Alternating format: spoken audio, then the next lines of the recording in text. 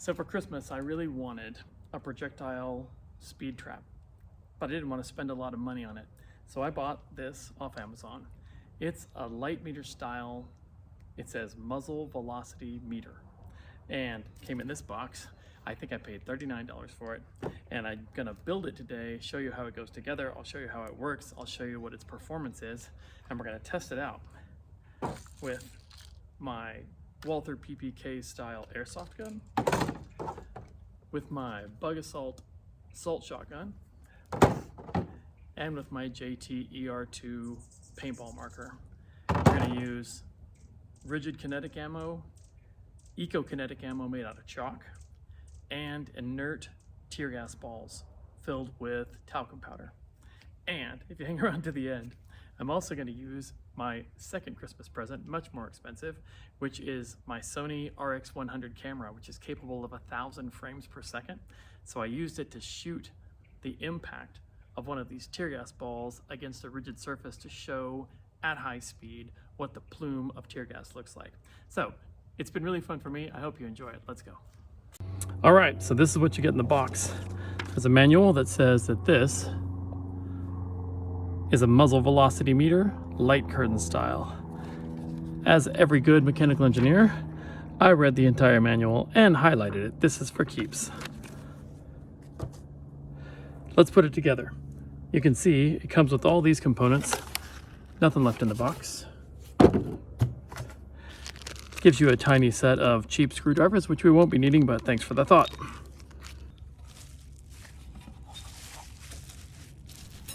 The first thing we need to do is screw on the 4 metal rods that hold up the LED strips. These mounting screws are curiously bent. When you get the box, you think there's damage, but that's actually how they're supposed to be in order to create the Y shape.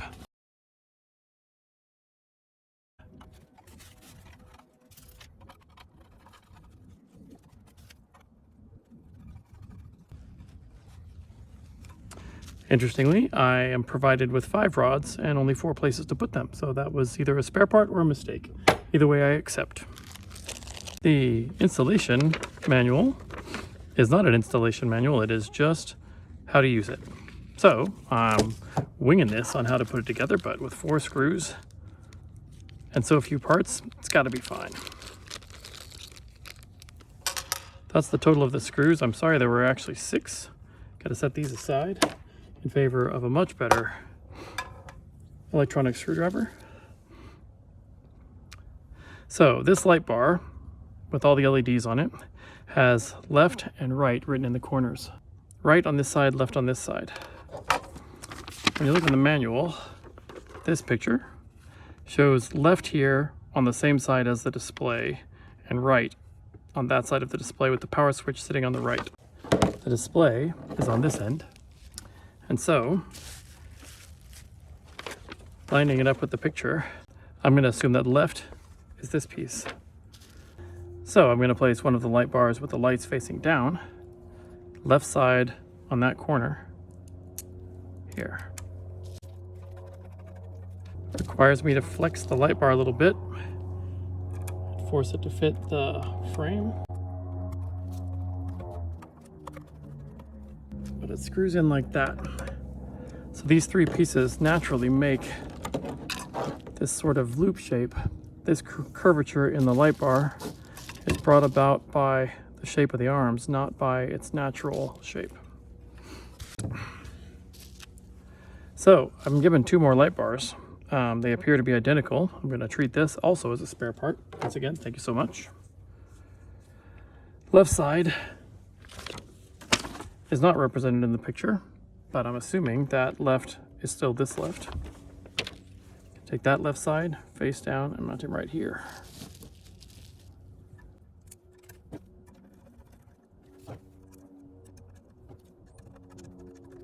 When you snug that screw down, it pulls this end flush with the end of the bar and creates that curvature. So as far as I can tell, that is the total of the assembly. It came with this USB-C to USB-C cord. There's a port for that right here, and a battery compartment. It does not say anything in the instructions about you plugging into that and charging the batteries. So maybe that is a constant power feed.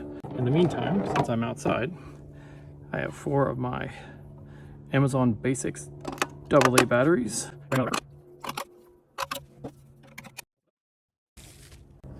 Okay, I moved into the shade because this unit is not really designed to be used in the sun.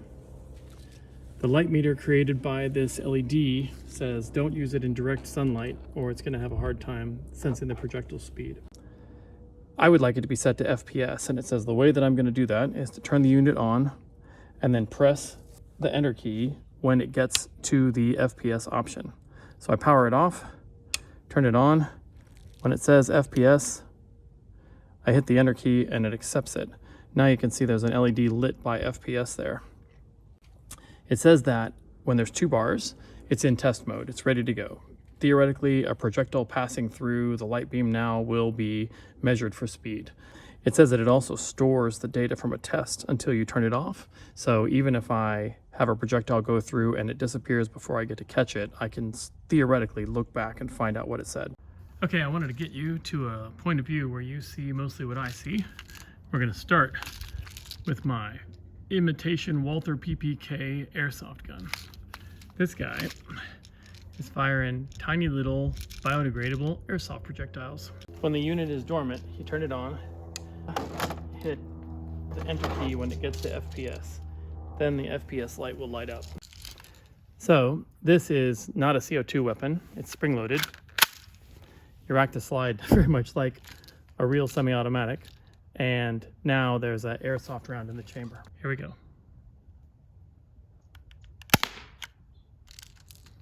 No reading. Excellent.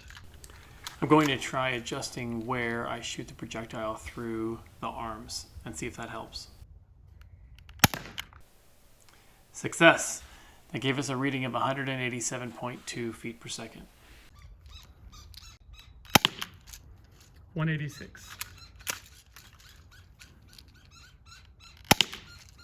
183. 184.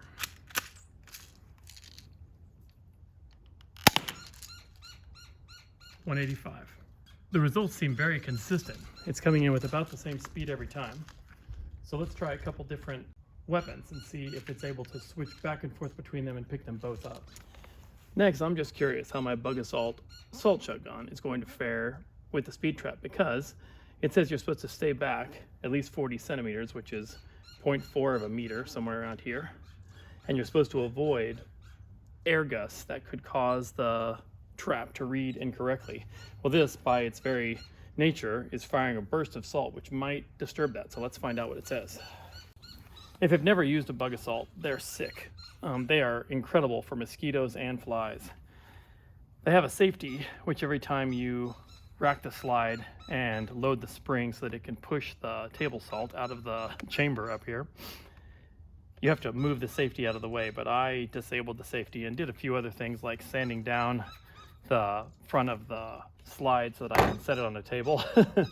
But when you go to use this, if you rack the slide, the sight pops up to let you know that it's actually ready to fire. So the little indicator pops up. It's now going to shoot some salt. I disabled the safety, so don't point it at your face, and let's see what it does. No reading. Error. No reading. Let's try really close.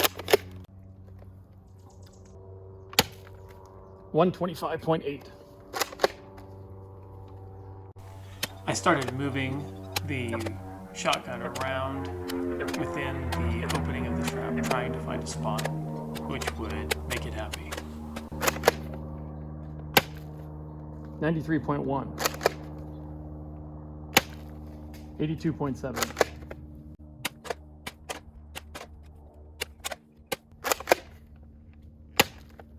100.1.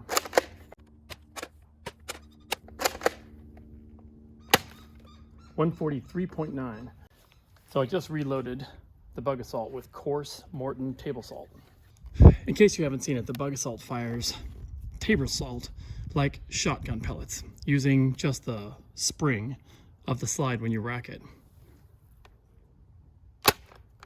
So it punched that little hole in the leaf. It's not something that's going to cut your skin, but if you're a fly, that much damage is fatal. So that's about the kind of energy that you're talking about. So it's no surprise if the speed trap can't pick this up, but we are firing coarse salt, which might give it a better chance. Let's try again. No reading. 148.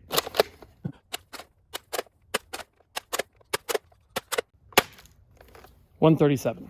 So no one ever said that this trap was going to pick up shotgun salt, but it was still interesting to see how fast it's traveling when it kills that fly or mosquito. This is the JT ER2 paintball marker. It uses a 12-gram CO2 cylinder. It's a single fire where you charge the chamber with the slide when you rack it. It puts some of the CO2 into that chamber and releases the round that you've placed through the ammo feed right there. The magazine, if you will, for this is this test tube. It fits onto the feed slot with a rack of balls inside it, and every time you rack the slide, it feeds another by gravity. This air gun is designed to fire paintballs, but today we're going to play with 3 alternate rounds because I've found through my own testing that paintballs are not required for the correct functioning of this toy. Today we're going to use hard nylon projectiles from Byrna, 68 caliber. Byrna Eco-Kinetic rounds, which are hard chalk balls, also 68 caliber. And inert tear gas balls. These are filled with talcum powder in the same way that a paintball shell is filled with paint. So on impact, these are supposed to shatter and release the talc. One of the funny things about this air gun is once you've chambered around, you can't see it anymore and you can't get it back. It's trapped inside. And I'm pretty sure there's a green Byrna Eco-Kinetic round in here because I keep it ready to shoot varmints if necessary. Into the test tube magazine, we're going to place 2 of the tear gas inert rounds at the top, so they'll be the last fired. 2 of the Eco-Kinetic rounds, which will come out in the middle, and 2 of the rigid 68 caliber rounds. We insert all of that into the ammo feed port. You have a magazine. Okay, the weapon has an excellent safety. It's right there. When it's off, it pops up like this. So you can see it's red and it's on fire. 263. Now, I've fired this a few times with this 12-gram cylinder in it. And in theory, it's going to drop in projectile velocity every time I fire it until I replace that cylinder. So let's see. You can see that the 6 rounds I put inside the test tube magazine are still in place. When I rack the slide, that bottom one drops into place and disappears for good. You cannot get it out unless you fire it out. Note that the safety does not reset automatically. So when you have it off safe and you place a round in the chamber, it's ready to fire all the time. Next round. 265.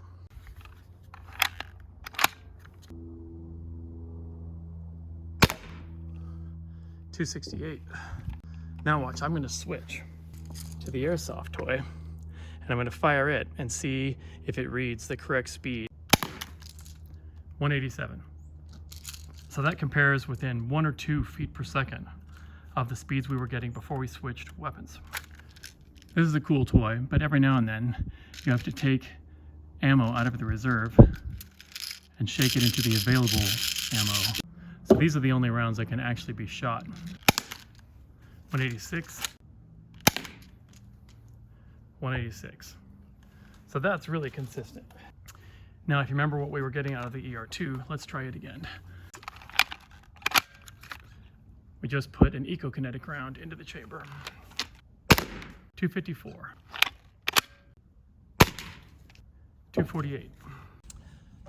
Well, overall, I'd say I'm not at all disappointed in this product. It was really easy to set up. You were with me for that. It seems to be consistent in its reading. So I don't have any way to independently verify the speed using another source, but I can see that the speeds make sense and they're consistent with a weapon that doesn't change its projectile force like the airsoft weapon. And you can see them systematically decreasing with each shot with the ER2, which is losing pressure from its CO2 cylinder after each shot. And you can see that when they jump back and forth between the airsoft and the paintball marker, the answers that it gives are consistent with the previous readings from that weapon. So I think that it looks like a win. It hasn't had any errors other than the fact that it has a hard time picking up the bug assault. But even that was pretty interesting because I didn't have the slightest idea how fast the assault was coming out of this thing. And now at least I have a ballpark figure. So for my $39 as my Christmas present, I'm pretty happy. I'm gonna use it and I'm gonna see how it behaves with my Berna, with my ER2 and any other weapon. And then I'm gonna take it to the range and see how it does with an actual Glock. All right, I hope that helps. Do with that information what you will. Thanks for listening. All right, this is the little Easter egg if you waited till the end. I got a Sony RX100 Mark IV camera for myself for Christmas used off eBay. Paid about $500, but it's capable of 1,000 frames per second for about 3 seconds. So I'm gonna take it because I'm still learning to use it, and I'm gonna shoot one of these Duke inert projectiles, which are the talcum powder filled paintballs that are meant to be shot in the Berna and other weapons like that, but I'm gonna put it through my JT ER2 through the speed trap measuring feet per second while watching it with the high-speed video, and we'll see it hit the other side. And you can see what the tear gas plume looks like in slow motion. Chamber and inert round. The camera is actually fast enough to catch the round going by at 170 miles an hour. So this gives you some idea what kind of tear gas plume to expect if someone gets shot with a Berna. I hope that was interesting. Thanks a lot for watching.